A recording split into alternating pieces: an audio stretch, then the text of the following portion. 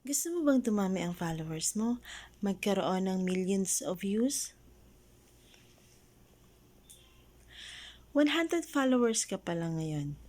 Nag-effort ka, nag-upload ng videos, kinabukasan, yung 100 followers mo, naging 150. Galit ka pa ba nun? Kinabukasan, nag-effort again, nag-upload again ng video, yung 150 mo naging 200. Galit ka pa ba nun? And then after a month, after 2 months, consistently, nag-upload ng video, nag-effort sa pagbi-video, yung 200 mo, naging 300. Galit ka pa ba nun? Magagalit ka ba? Tatamarin ka ba sa kanila kasi hindi ka nakakuha ng millions of views? Ipapaalala ko lang sa'yo Uulitin ko lang sa'yo.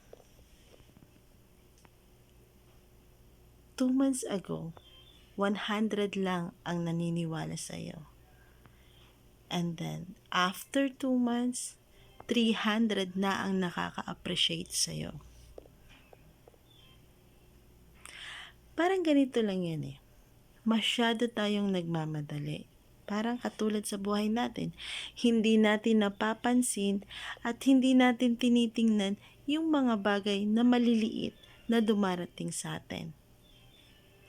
Sa buhay, walang sekreto. Hindi natin kailangang magmadali. Kung kailan para sa atin, para sa atin. Kung kailan darating yung para sa atin, doon tayo. Kaya doon sa mga taong sumusuporta at nakaka-appreciate ng video ko, salamat sa 5K na taong nakaka-appreciate at nanonood palagi ng video ko. Sana sa susunod, video nyo naman yung mapanood ka. Bye!